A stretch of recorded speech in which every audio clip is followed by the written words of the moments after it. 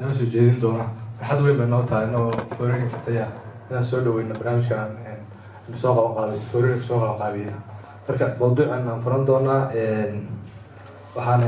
ku furan doonaa aayadaha qur-aanka sheekh Iftaax tafadal.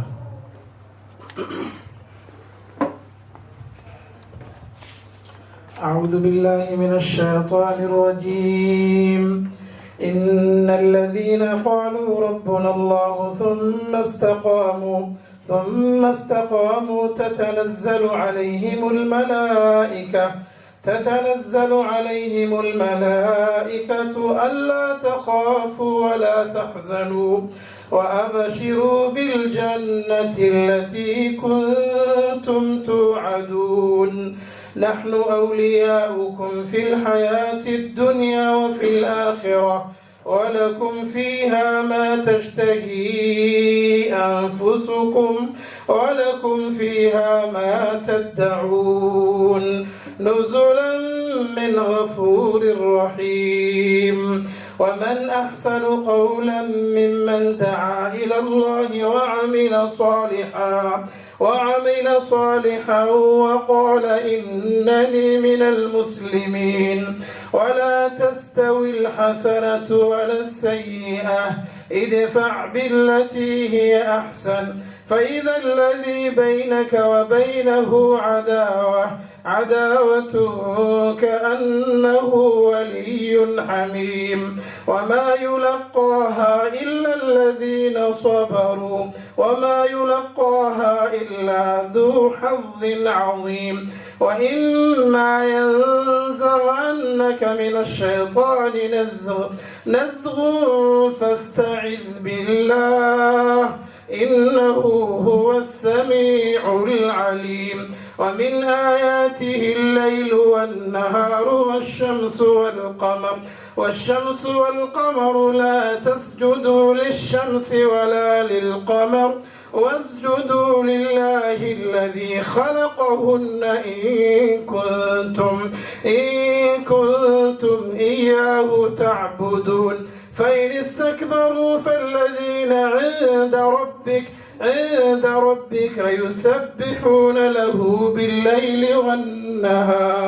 يسبحون له بالليل والنهار وهم لا يسأمون. ما شاء الله جزاكم الله خير. barnaamijkeena hore u socon doonaa waxaa hadda mikrofoonka u dhiibi doonaa guddoomiyaha ururka tayo oo 5 daqiiqo barnaamijka ururka tayo wuxuu qabto iyo sida uu shaqeeyo in dadka badan oo halkan fadhiya aysan waxqabadka hoos u ogeyn marka barnaamijka tayo iyo sida loo qabto iyo aktifteedada la fuliyo kusoo dhow guddoomiye. السلام عليكم إن شاء الله تعالى marka koowaad aadan u salaamayna akhyaar sharafta leh oo meeshaan ka soo qayb galay waana muhiim inaan ilaahay u mahad noqonaa oo meeshaan lagu kulmiyey goobtan maaragtay qiimaha qaayaha leh intaas ka bacdi waxaan mahad celinaynaa walaalkeen maaragtay martida Ismaaciil Xaaji waxaan leenahay maaragtay soo dhawaad ku leenahay magaalada Burlango halkan waxaa jooga waalidiinta akhyaarta iyo waxgaradka magaalada ayaa jooga runtii maartay waxaan rajeynayaa barnaamijkaaga insha Allah taala maanta inaan ka wada faa'iideysan doono oo aan nasiib aan weelnay intaas ka bacdi haddii aan sida aan masar casayd oo mikrofoonka igu soo dhaweeyey oo mawduuca ay tahay aan dib ugu noqdo halkan waxaa ka muuqda presentation ama maartay loogada cusub ee ururka tayo waxa waaye waxaa la aasaasay 2010 bishii Febraayo 5teedii waxaan lagu bilaabay markii ugu horeysay qaab waxbarasho ama study circle oo maartay dhinaca shaqootiga runtii waxqabadka ururka waxa uu gaaray wadanka oo dhan ayuu ku baahay oo maahan maartay maanta mid Burlango kaliya ku fidsan Ismaaciil laftigiisa oo keenay Stockholm wuxuu yiri waxaan ku soo arkay Stockholm iyo meelaha aan joogo dadaalka maartay ururka tayo uu fuliyay sidoo kale waxaad ogtiin maanta dad badan ay u shaqo tagaan Kiruna iyo Malmo ay ka shaqo tagaan magaalada Burlango oo waxyaabaha maartay alxamdulillah aniga karno ilaahay maadiis waxqabadka ururka tayo kamid tahay ururka tayo sanadkan 2007 barnaamijkiisii waxa waaye uu si laba jibaarmay qaabka uu ku soo jiray waana la balaariyay أول واحد وهاي أورو كوساب سن كلي إنه برشة دينا عمارتي تيورية أما برشة القدس سويش كده تكعبي وهاي لكن ما أنت واحد مارتي أوروكي ما دام مدلم كيسي أما مارتي شباهي وحي هوليس أي بلارتين في سميت كيسي قيمة بدن أيوة شيء قيمة كوات دو جدا أورك اللغة دي صوت ولا بدري أو هذا كبعد اللغة أورك ما أنت لقى باللعبه وحي نقد دونتا قاب كاس نقد دونتا أو كنت جدين قاب كقولك بدن الله صوت دياري قيمها أورك أما وحقبت كأورك برنامجي سوى حلوك القيبي قيمة فورلسنية ده ستة صالحان ما أنت هول كان أنشوفنا أكله ومارتي إيش مع العفتاح يقدوا ومارتي ودميوي مسوكيين قيمة الكسيل بيجا ومارتي أرضية مارتي سكول أربعة أما هولا سكول كعاوسة أو أنت بدل لوكال كيلوكيا لبلانات قطن إذا نسوق الوافق سمعت كم إذا هولا تيا نقطة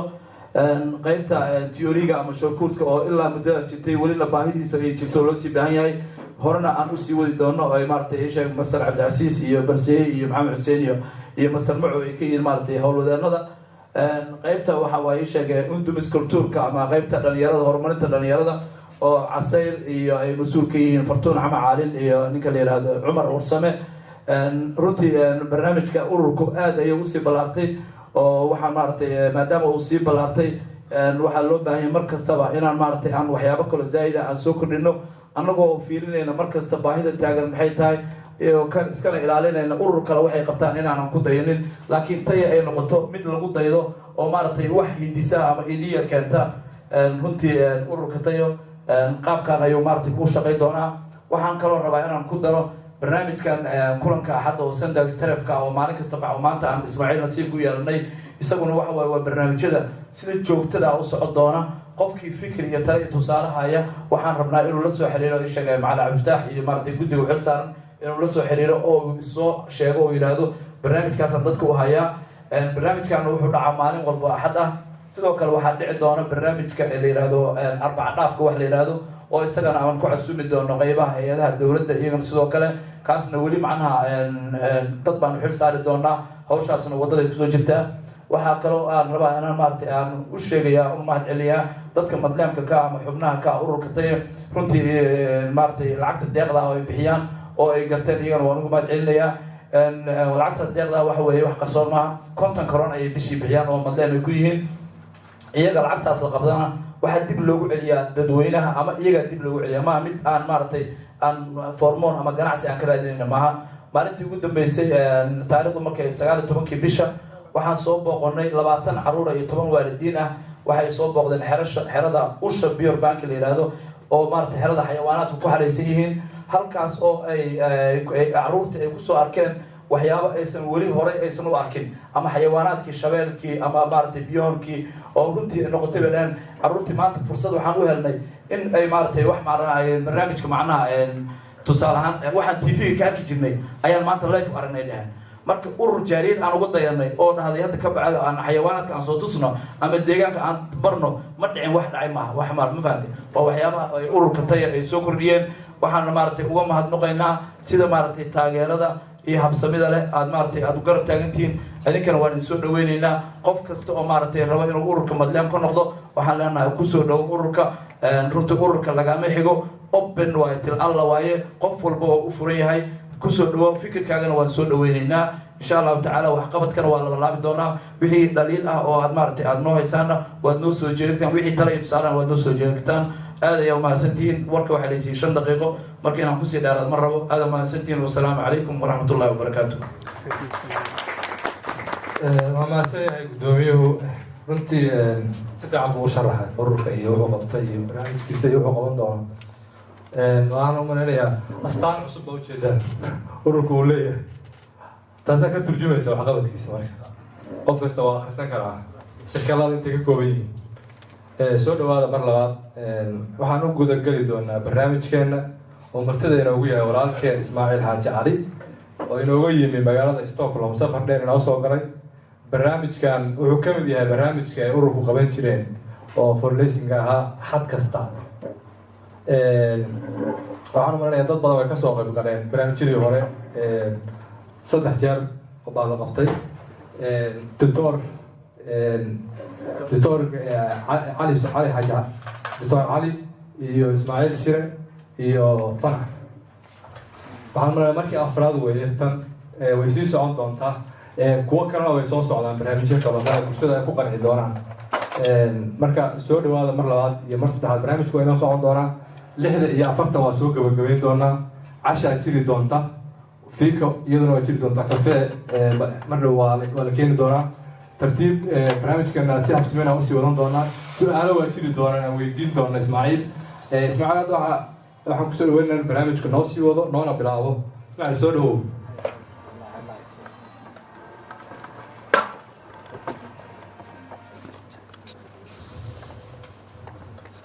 بسم الله الرحمن الرحيم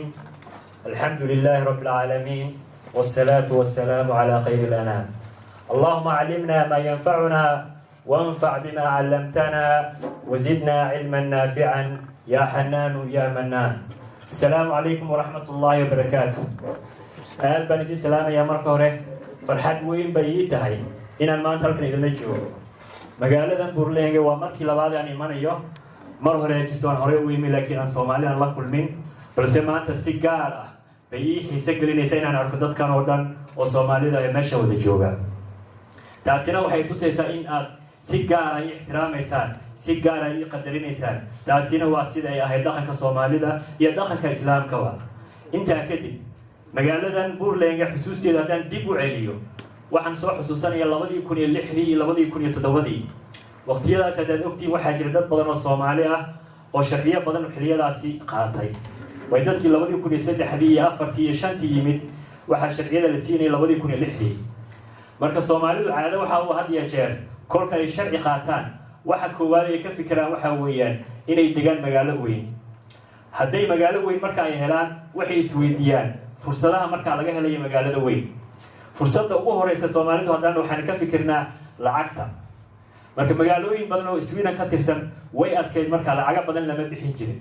laakiin magaaladan aan joogno marka waxay magaalo lacag badan bixin jirtay oo dadku waxa la siin jiray lacagta guriga iyo noloshiisa iyo dhakhtarka waxa oo dhan inta la isku wada geeyay hal mar la siin jiray 1500 7000 bay ahayd bafilaya dadka xilliyada joogay baa.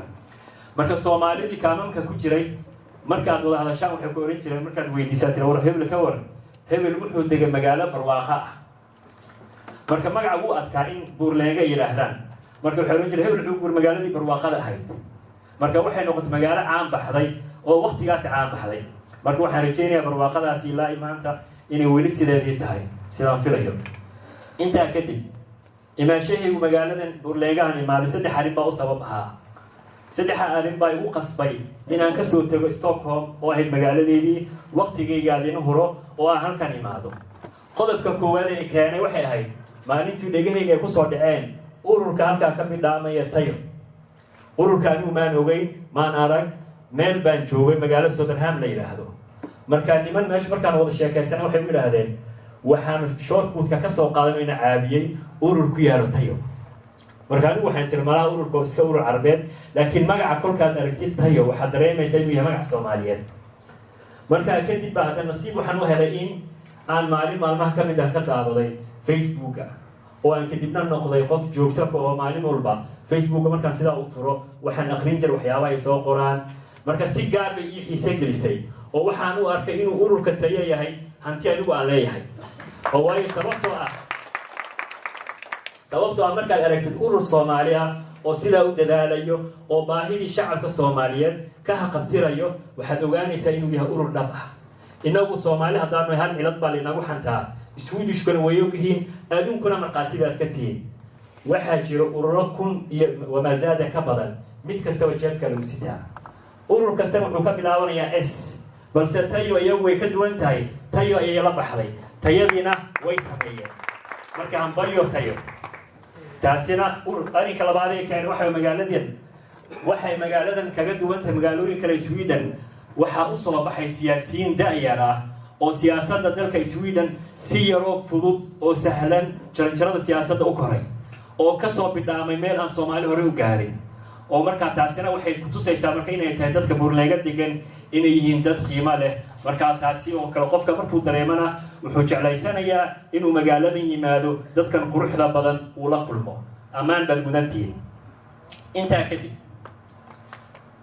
waxaan maanta halkaan u joogna waxaynu isweydiinaynaa hal su-aal uun waayo inta badan waxaanu inagu isweydiinaa mararka qaarkood marka shirar sidan oo kale ay dhacaan ama qofka la yidhaha seminarium baa la qabanayaa qofku wuxuu sawiranayaa in wax loo sheegayo laakiin seminarium marka laga hadlayo ama aqoon isweydaarsi micnihiisu taa maaha dhabta ah micnihiisu waxaa weeyaan aynu wax wadaagno waxbaan kuu sheegayaa waxbaad ii sheegaysaa anigu iima sheegaysid dadkoo dhan baa wax wada sheegaysaa inagoo dhan baa markaa kala faa'iidaysanayno marka su-aal baa ina hortaaloo ah sidee loo qorsheeyaa nolosha qorshe waynu maqalnaa idaacadahaynu ka maqalnaa meelo badan baynu ka akrinaa laakiin qorshe had iyo jeer markaynu dhegahaynu kusoo dhacaan waxa inoo sawirmayo dowlad urur hay-ad waxyaaba caynkaas baa inoo sawirmayo soo dhawaada nololna waan ognaa waxa ay tahay balse su-aashu waxay tahay qorshe iyo nolol sidee layskugu xiri karaa sidee labadaa qodob layskugu lamaanin karaa si ay usoo noqdaan micno ka duwan micnihii hore marka waxaynu maanta u joognaa waa intaa hadduu alla yidhaahdo codsi intaan barnaamijka gudagalin waxaan codsanayaa marka hore telefoonada way qof kasta mobile u sitaa waan ogahay waxaad qaarkiin kasoo tagteen caruuro waxaan ognahay in qaarkiin ballame ay leeyihiin iyadoo waxaasoo dhan aan tixgelinayo qof kastoo codka hay naga xidho miiskana ha saarto si qofka walaalka ah ee ku ag fadhiya aadan u mashquulin taa waa iga codsiga labaadaan codsanaya waxaa weeyaan fadlan ha aamusin halkan waxaad u timi inaad wax faa'iidaysatid in lagaa faa'iidaysto in dadkoo dhan ay kaa faa'iidaystaan maadaama sidaa aad tahay qofka kursiga fadhiya halkan fadhiyo micnihiisu ma aha qof aan waxba ogeyn qofka halka taaganna kama dhigna inuu yahay qof wax og waxa adiga kugu jira iyo waxa aniga igu jira iyo waxa nagu wadi jira dhammaan baanu kala faa'iidaysanaynaa marka ha aamusin intuu barnaamij ka socdo wax alla waxaad maskaxdaada kusoo dhaco su-aalahaad is leedahay fikradahaad haysid talooyinkaad haysid intuba nala wadaag dhammaan haynaga baqaylintaa saddex waxaan codsanayaa in waxyaabaha lasoo bandhigi doono hadduu alla yidhaahdo inuu qofka waxa uu arkay inay muhiim tahay inuu qorto daraasaad baa la sameeyey waxaa la yidhi qofka dhegaysta muxaadaro ama lecture waxay doontaa noqoto markay kasoo wareegta 4 isbuuc qofka haddii dib loo weydiiyo waxa uu soo dhegaystay wuxuu ka xasuusanayaa 5% waa dhegaysi keliya markay tahay inta badan waad ogtihiin markasta muxaadarooyin baa laynoo sheegaa waxyaabo badan baa laynoo soo jeediyaa haddana isbeddel ma jiro sheekh baa maanta muxaadaraynayo albaabka marka laga sii baxo wax isbeddel oo la dareemayaa ma jirto way sababtoo ah waxaa weeye wixii waynu dhegaysanay dhegta kale ayaynu ka bixinay daraas cilmi baaristaa la sameeyeen waxay caddaynaysaa in 5% la xasuusanayo marka waxay daraasaadu sii caddaysay haddii qofka uu dhegaysto isla markaa waxyaabaha muhiimka u arkayo uu qorto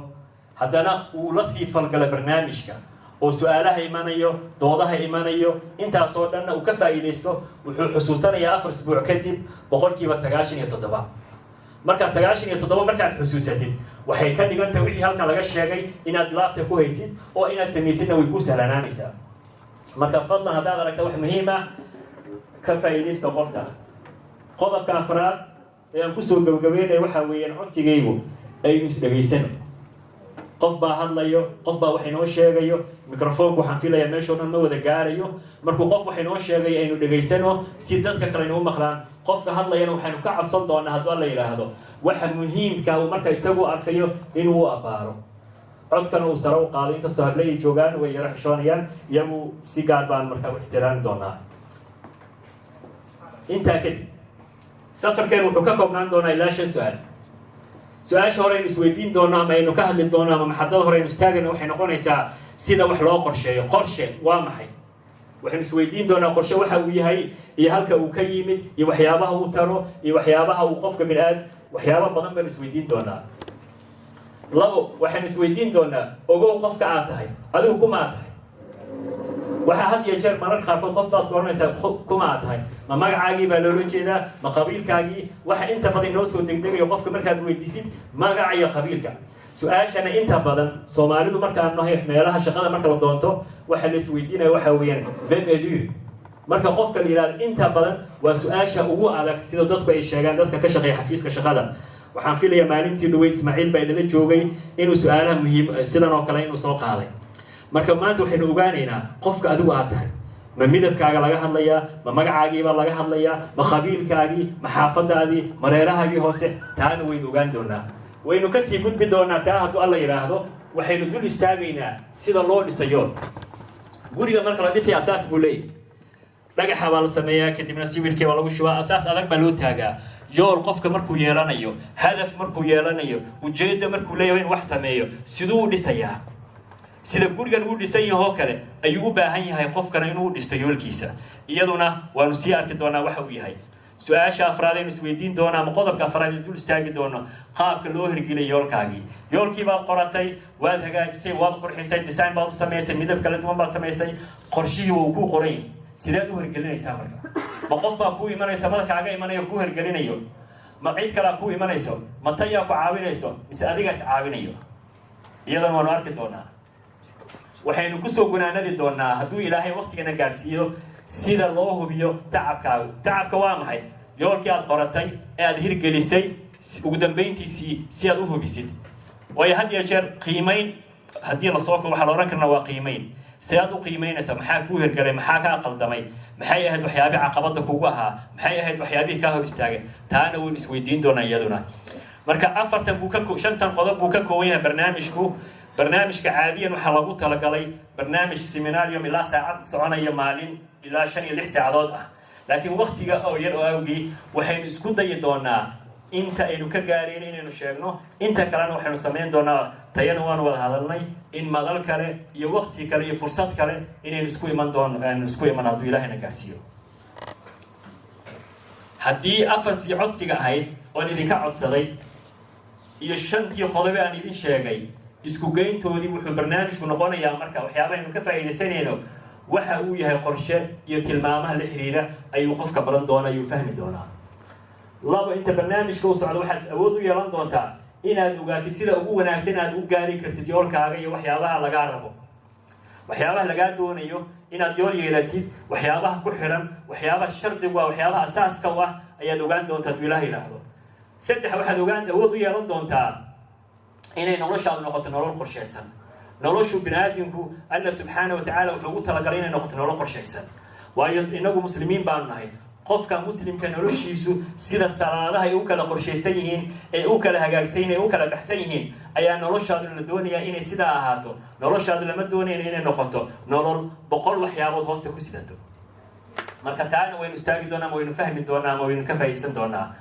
su-aasha faa'iidada afraad uu barnaamijkan ina siin doono aynu ka dhexli doono waxay ka mid ah sida loo qoro qorshe dhammaystiran qorshaad leedahay arrin baad leedahay wuxuu doona ha noqdo qorshaha inta badan aad ogtiin tayo waxay ka shaqaysaa wixii ugu horeeyay wuxuu ahaa in dadku ay ka caawiso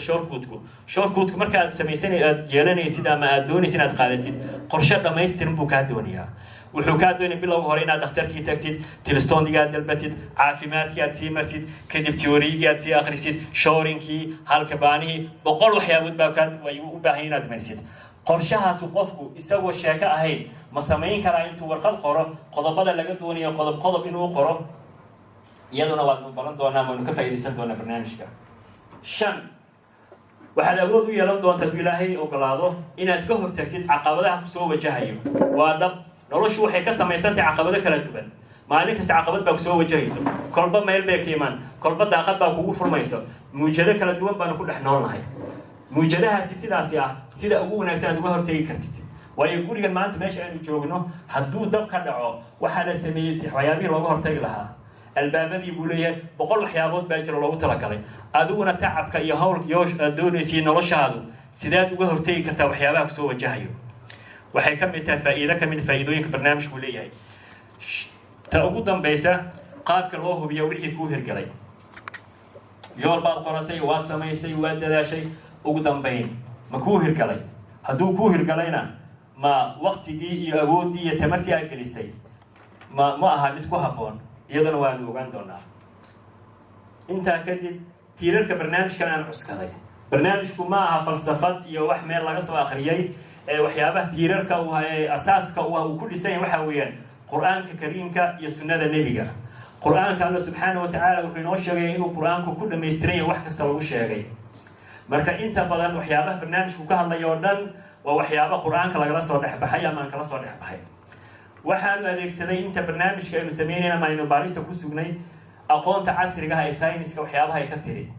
waxyaabaha nolol qorsheynta marka laga hadlayo bini aadamka oo dhan baa laga hadlayaa madax ilaa cilin baa laga hadlayaa sida uu qofka u qorsheyn lahaa u maareyn lahaa uu u hagi lahaa jirkiisa iyo noloshiisa iyo waxyaabo kala duwan saddex tijaabooyin iyo cilmi baaris la ogaaday ayuu ku salaysan yahay marka ma aha wax iska falsafad ah wax iska meel laga soo guriya marka ma aha stop baa ku qoran markaa waxaa jiro warqad baa laydin qeybiyey warqadan waxaa ku qoran su-aalahaasi wax kala ma aha waxaan doonaya inaan ogaano waxaa halkan ku qoran su-aalaha uu barnaamijku ka kooban yahay waxyaabaha uu ka hadlayo marka inta badan dadkii waa loo wada qeybiyey qof kastaba intuu warqada qaato waxyaabaha meesha ku qoran indhaha ha mariyo iyo waxa uu ka aaminsan yahay iyo waxa uu ka og yahay si aqoonta kugu jirta gudahaaga iyo waxa aynu sheegi doon inay iswaafaqaan waxaan ka ogaan doonaa kolka dadku ay ka jawaabaan su-aalahan sida ay kula tahay u jawaab marka waxaan idin siinayaa 2 daqiiqadood qof kastaba su-aalahaasi ha ka jawaabo kadib waxaan u gali doonaa iyaduna bog arrinka wax kale jiro inuu akhrin doono marka waxaan idinka codsanayaa 2 daqiiqadood oo aad su-aalahaasi ku hubin doontaan ku fiirinaysaan 2 daqiiqadood kadibna waraaqaha waa idinka soo celinaya waraaqa kale ayaan idin siin doonaa marka 2 daqiiqadood way inoo bilaabanayaan qof kastana warqadii waa haystaa waxaan kaloo codsanayaa qalimada la idin siiyey qof kasta qalinka uu qaatay fadlan ha iska soo celiyo si marka dambe iyo fursadaha dambe aynu